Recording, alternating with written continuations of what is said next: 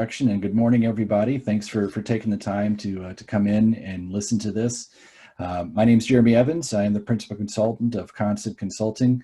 I have impeccable timing, so I chose the beginning of 2020 to start my business and to take my first steps into the business and training consultancy world. And obviously, COVID-19 has kind of disrupted my world a little bit, and certainly it's affecting all of us. And so I've done a lot of work with change and talking about the idea of change with organizations.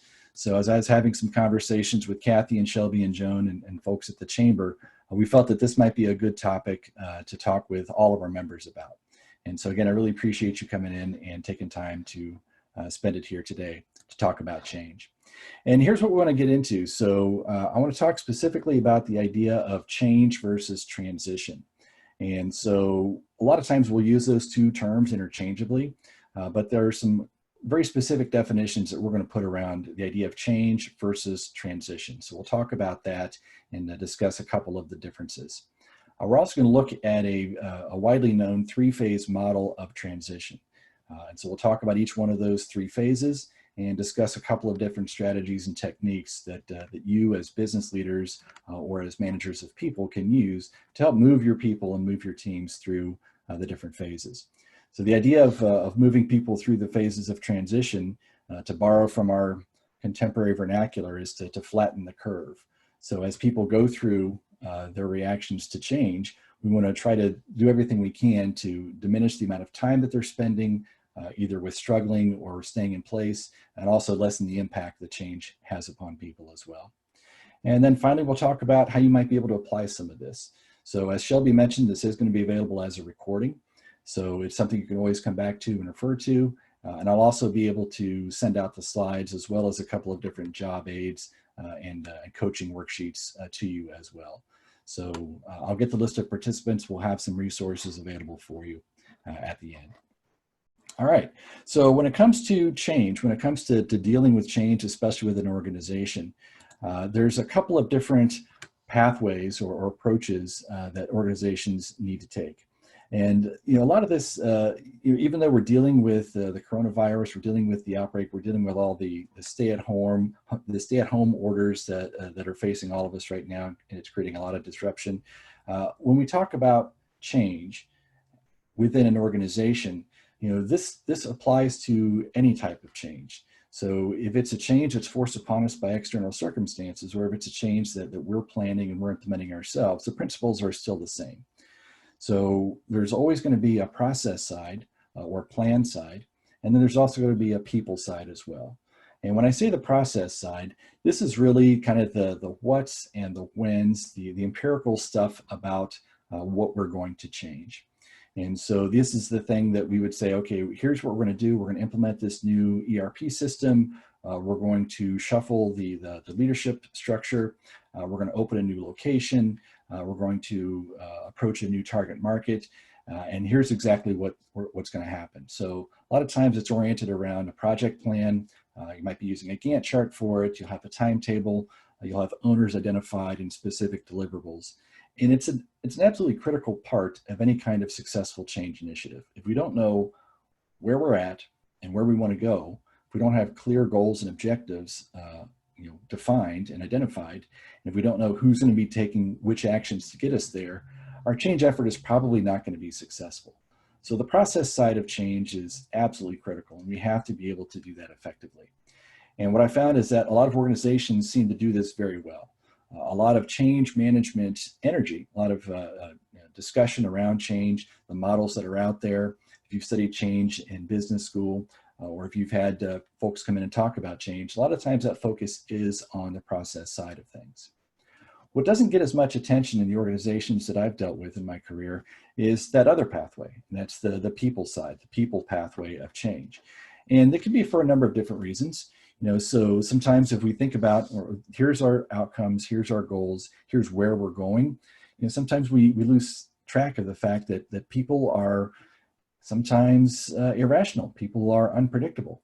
We are all baskets of different thoughts and emotions. We have different motivations. We're all wired differently. And so it can be difficult for us to plan for how people are going to react to change. But just as we have to have a good process plan, we have to know exactly where we're going, we also have to be sensitive to how we're going to get our people there. And as I said, this is where I find a lot of organizations don't invest as much time, effort, and energy into getting their people, through the curve of change and transition. So this is what we want to talk about today, specifically is that people side of change. And we really have to be able to go down both paths in order to get to where we want to be. So I'm going to start by defining the differences between change and transition. So as I said, a lot of times we'll use those two words as synonyms, but for our discussion, when we talk about change, we're going to describe it like this. You'll see it says it's a situation that's external to us, and it happens when something old stops and then something new begins. So it's a point in time, and we can look at empirical facts for this, and we can say, okay, up until whatever date that was, March 9th, people could go into a restaurant, they could eat in the dining room, and there were no problems at all. Business as usual. Well, then once we had the stay-at-home or the different orders that we've seen from the state of Ohio, all of a sudden we can't do that now. So we can point to a point in time, we can say exactly what that change is. It's very easy for us to define, again, in terms of what and when and who this affects. So that's our definition of change. So it's external to us, it happens at a specific point in time, and it happens outside of us. By contrast, when we talk about transition is a process. So transition is something that happens within us. So this is it's a human reaction to the changes that occur in our circumstances or our environment. And as you can see from that little diagram, that graphic at the bottom of that slide, it's not a point in time. So it's something that happens instead over time. And the difficulty with transition as opposed to change is we really can't put it onto a schedule because human beings all react in different ways. Some people will go through transition at different rates of speed. Some people can get through it very, very quickly. Others may take a longer time. They might get stuck along the way. And so, certainly we've seen a lot of changes and a lot of disruption with the COVID-19. I talked about some of the stay at home. We've got this idea of social distancing now, so really it's affected all sectors of our economy and on all sectors of the business world. So now all of a sudden, we can't have people coming into our storefronts, or we've got to take certain precautions. It's been a change to different business hours. We're seeing a lot more people working remotely. So all those are different changes that have occurred in our worlds. The transition side is how we as business owners, or we as leaders of people, how are we going to react to that? So what are we doing internally to reorient our reality and confront our reality that those changes have created? Another example that I like to use when defining change versus transition, something from the personal side that we might be able to relate to, is if you're married or if you've been married, the change that occurs, think about your wedding date. So that's the actual change. So on May 10th, 2003, I stopped being a single person and I became part of a married couple. So something old, my single life stopped, and now my married life started. That was the actual change. Now the transition happens over time. And for those of you who are married or have been married, you can probably relate to this. So on the evening of May 10th, 2003, I didn't all of a sudden turn into the world's most perfect husband. So it's something that's taken me a long time to get to that point. But you understand what I'm saying. So over time, you make those different adjustments, and all those things that your partner may have done that seemed cute or adorable when you were dating, all of a sudden seem really annoying. So it takes time for people to get used to each other. It takes time for us to understand, thinking as a couple, joint ownership of assets. Maybe there's a name change involved. And again, that's something that you can relate to if you've ever been in that situation. It doesn't happen overnight. There are things that we can do to overcome the different phases and get people through, but it's something that will take some time. And the model that I like to use, the model that I've shared with a lot of folks that they've been able to relate to, is this three-phase model. And this comes from Dr. Bill Bridges. So Bridges is an author, was an organizational consultant, and he focused a lot of his professional work and his research on change within organizations. And he developed this three-phase model of transition to describe the stages or the phases that we go through when we're confronted with change. And you can see we've got endings, we've got neutral zone, and then new beginnings on the right. And what happens is people will move from left to right across this diagram. They'll go through each one of these different phases. And so you might think to yourself, okay, well, why do we start on the left? Because that's the ending. So I don't pick up a novel and read the last page. I have to work up to the ending. But think back to that definition of change. Something old has stopped.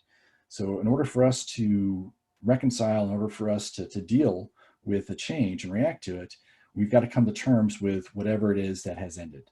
So whatever has stopped, that's actually where our reaction begins, is in that endings. And as you can see from some of the terms there, some of those reactions that we have can be fairly negative, and they can be fairly strong as well. So we have to understand the endings phase, and we have to be able to deal with that. And especially if we're leading others, we have to be able to help them get through it as well. Once we process those feelings and those reactions and endings, we go into that middle section. So we go into the neutral zone. And this is, it's a gray area. It's the mushy middle. It's this sense of unknown. A couple of the words that really stand out to me here are impatience and confusion. So we're not sure exactly, what we're supposed to do. We're not sure exactly who's in charge or what's happening. The old ways are gone, but the new ways haven't quite set in yet. And above all else, we just want it to be over. We just want to move on. We just want to get to where we're supposed to be.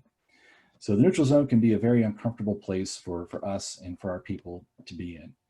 The bad news about the neutral zone is that this tends to be the area where we spend most of our time. And because it is a little disorienting, and because there is some frustration and impatience that we go through, again, it can be uncomfortable for us.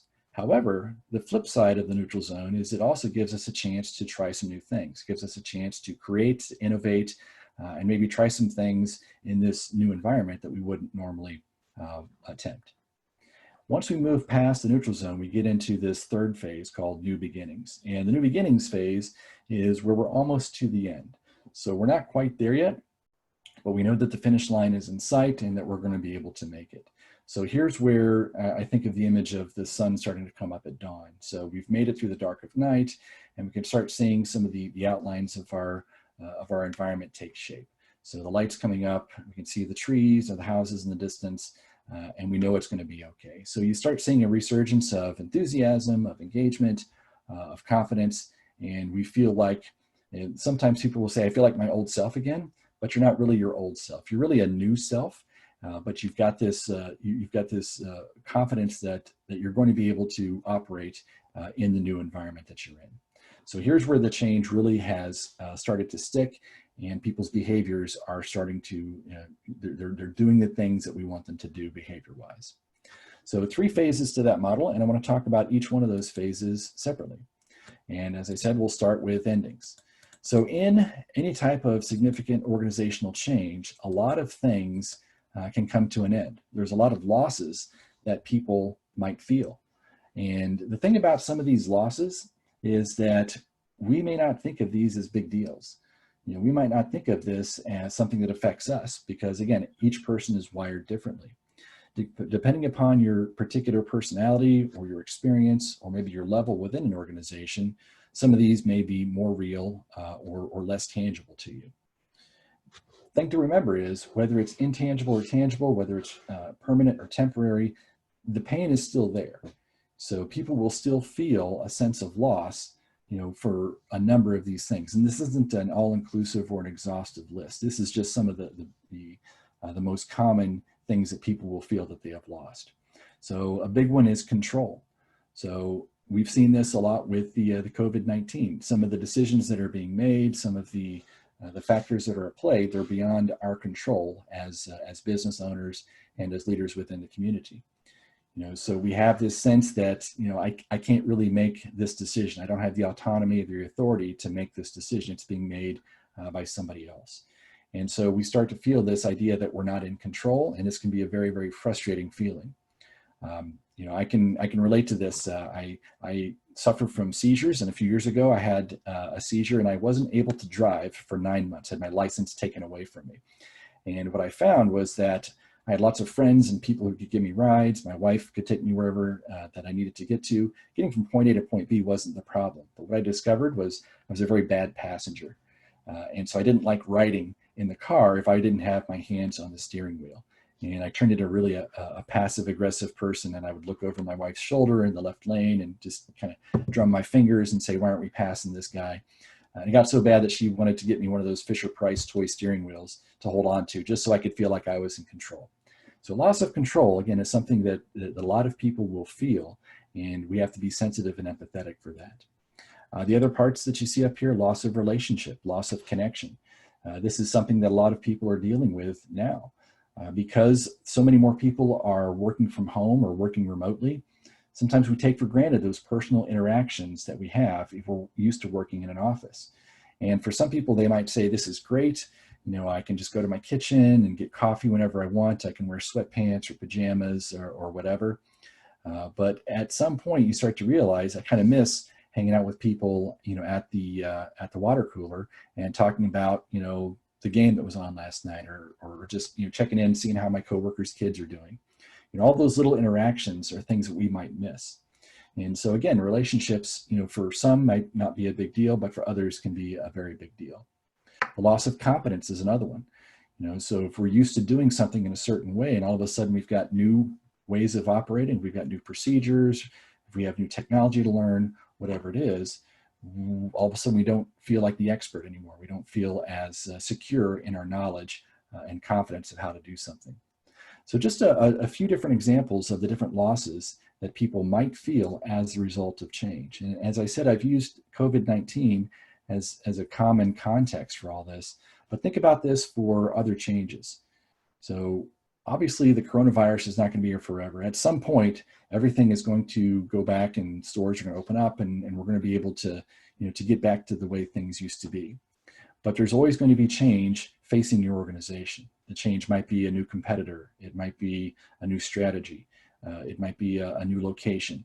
You know, whatever it is, you're going to encounter changes within your organization. So just you keep this in mind and be aware of the different losses that people might feel in this endings phase. And as people go through endings, the important thing for us to remember is just to flex some of our emotional intelligence. Remember that we're dealing with people. We're not dealing with algorithms. We're not dealing with cyborgs or robots.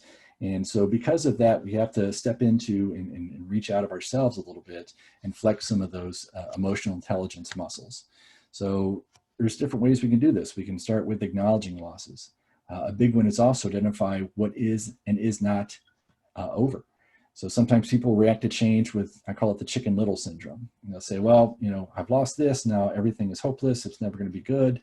And they just kind of exaggerate and you know, get a little dramatic with what they feel that they've lost. So sometimes taking a very specific inventory of what has and has not ended can be helpful, especially for managers. Also, give some room for grief. You know, so, you know, sometimes people can hold on to different things that, again, may not be important to us, but may be very meaningful for others. And so, you know, I've seen this with things like an office building.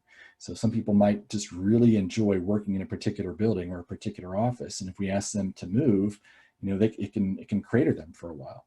So give them enough time to grieve, you know, even if the loss, you know, we think may not be that big of a deal. And then also don't put down the past. You know, and this is specifically for changes that you are planning or that you are designing that you want to implement. So, you know, I see this a lot with technology systems. You know, we want to move to the latest and greatest CRM package, or we want to, you know, to embrace a new suite of software tools, or we're going to put some new machinery, or we're going to update some processes in. You know, some people in your organization like the old stuff. Some people in your organization may have built the old stuff. They may be experts in the old stuff. And if we focus too much on, hey, here's what's great and fantastic about, you know, whatever the new thing is, and it's going to be so much better than that old, slow, decrepit, obsolete stuff. Well, you're talking about somebody's work there. So try not to put down the past when you're talking up the benefits of whatever your change is. So there's several more techniques that you can use, but this is just some of the things that I found most effective in organizations as people deal with endings. So after you get through the endings phase, and again, we were trying to do is trying to get people away from getting stuck in endings. We move into that middle section. So that mushy middle, that gray area called the neutral zone. And I chose this graphic of the people on the trapeze because the one person has let go of their bar and they're reaching out to grab their partner, but they're not quite there yet. So they're kind of floating in midair in this little kind of time standstill kind of area. And so it's that time in between where the old ways have stopped, but the new ways haven't completely taken hold yet. And as I said, it can be very confusing, it can be very frustrating for people, and impatience as well. So when people are in the neutral zone, that's when they just want something to break. I just want this to be over. I just want to be able to get back to a feeling normal again. So as I said, most people will spend most of their time in the neutral zone. And so how do we manage that? The number one key, the number one tool that you can use as a leader is communication. Communicate, communicate, communicate. So even if you have no news, you've got to be able to share that with your people. And so, as I said, on the process side of planning for change, sometimes we'll think of, okay, what's our communication strategy? What is our communication plan? I'm going to have somebody put together and draft an email, and we'll send it out, and then I can check that box and say, I communicated the change to my people, we're all good. We've got to be able to reinforce and constantly update our folks. And the hazard here is if we don't communicate, if we don't get in front of our folks and let them know what we're planning or what's next or what we're going to do, eventually somebody else will. So this is where the rumor mill can start. This is where we can see all sorts of stories that come about and bubble up. If we're not explaining the why behind why certain things are occurring, people will invent their own stories. So communication is absolutely vital. It's absolutely key. And this is one of the things that I'm really proud of being an Ohioan, is that the leaders of our state have been very honest, very transparent, and very consistent in delivering communication. So if we think back to, again, using COVID-19 as an example, sometimes they don't have all the answers, and sometimes the news that they share isn't particularly encouraging or good. But the fact that they're communicating helps build trust. And so that's I think a good example for us to look at. And again, as we think about different changes that we face in our organizations, communication is by far the strongest and most effective thing that you can do to help people get through this neutral zone period. You can also think about temporary solutions. So again, working from home right now could be a temporary solution. We can consider that a temporary solution. Eventually, we'll be able to get back into our offices. We're going to be able to let patrons back into our dining rooms. We'll be able to have customers come into our retail facilities. But for now, we've got to be able to work around that. And so maybe we're going to look at ways we can meet virtually. We're going to look at ways we can leverage technology to do this. The thing about a temporary solution is we want to make sure that it's not any kind of a shortcut. So you be very specific, and very deliberate to say, this is something we're doing to deal with this crisis for now. But once this crisis has passed, we're going to go back to our normal way of doing things. So temporary solutions can be effective to help people get through that period of time. And then the final strategy is taking advantage of the confusion to help create, learn, and innovate. We've seen this a lot with reactions to COVID-19 as well. So a lot of out-of-the-box thinking as we hear stories about shortages of medical supplies and PPE and things like that.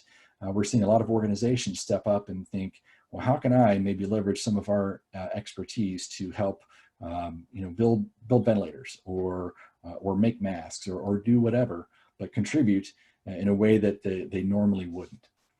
So taking advantage of this time in order to learn new skills, in order to creatively problem solve, is another hallmark of the neutral zone.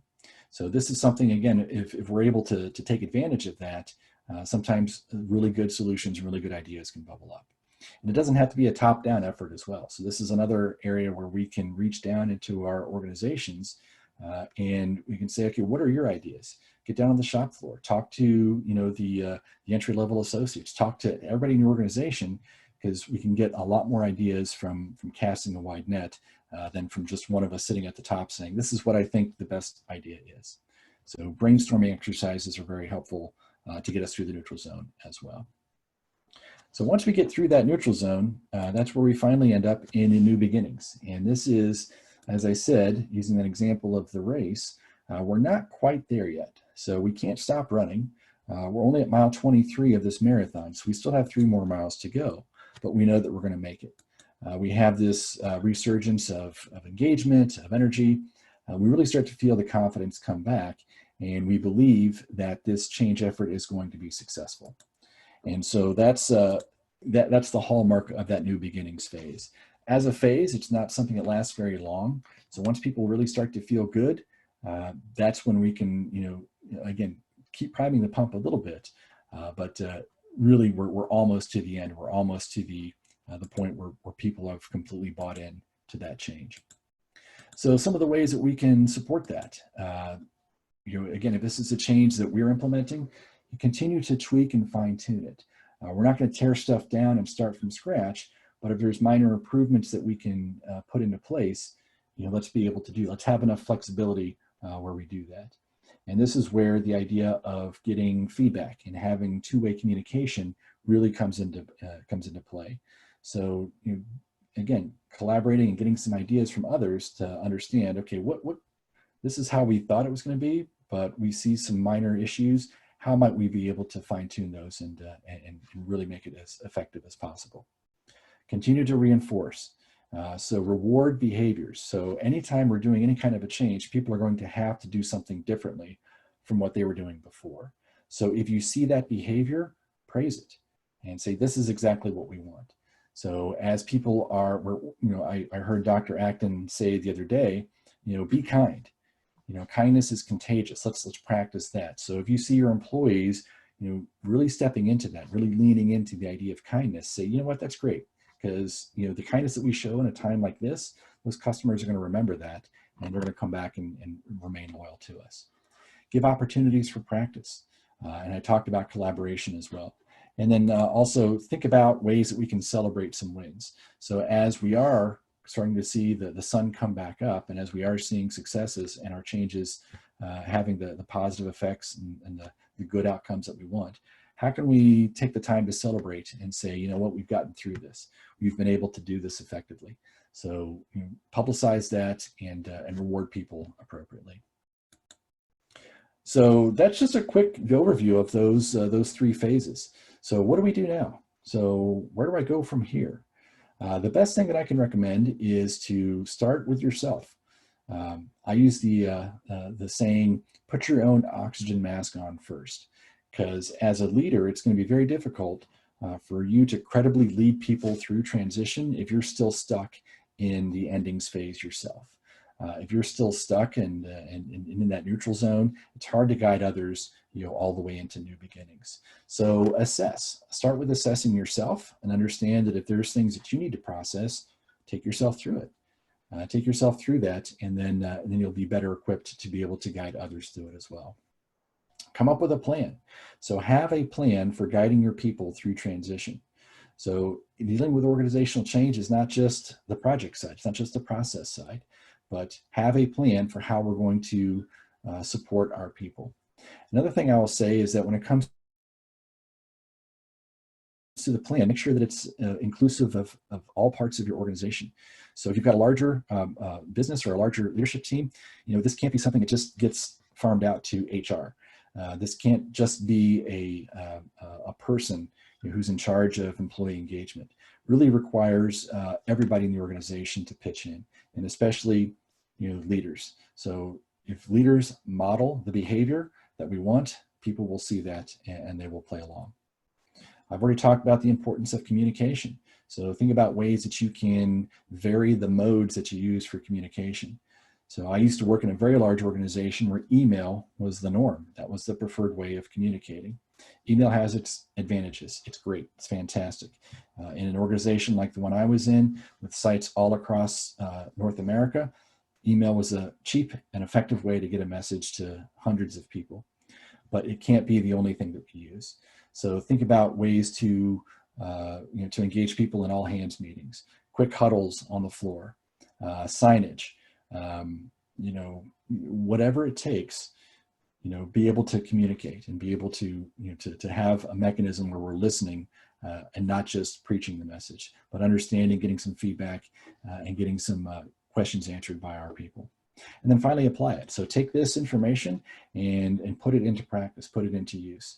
And what you find is that the more active you are in terms of managing transition, the more capable you become. So like anything else, the more you exercise it, the stronger you're going to get. And what you'll find is that by effectively managing change and effectively developing transition skills, you'll become more resilient. So I'm not hoping for another pandemic. I'm not hoping for anything like that, but you're better equipped for things that come up unexpectedly if you're adept at this. So like anything else, like I said, if you practice it, you'll get better at it, and you're better suited for any kind of disruption that happens next time. And the last thing I put on there is use your support resources. So I want to start with, looking at the chamber. I'll look at all the stuff that we've seen. Not a day goes by where I don't see multiple messages. I follow the chamber on a couple of different social media platforms, and I see messages out there as well. So leverage the support resources that are available to you. So the chamber is one. Your peers in the community are another.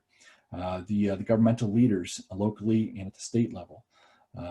Take advantage of those, and the more you reach out, the more you connect with others, the more effective you're going to be. All right, so that's everything that I wanted to share. I think we're probably a little bit past the time that we had planned, but I wanted to make sure that I got all that covered for everybody. I will say that this is a bit of a truncated version of what I normally do. So normally, if I'm talking to an organization about change, this is something that I can put into either a 2-hour or a 4-hour format. And when I am on site, there's exercises that we'll use, especially with leaders, where we can help them practice coaching, we can get them into some really good conversations and have some really good outcomes and takeaways from those sessions. I also do a lot of work with different personality styles, so if that's something that you want to integrate into this as well, that's something that's out there for you too.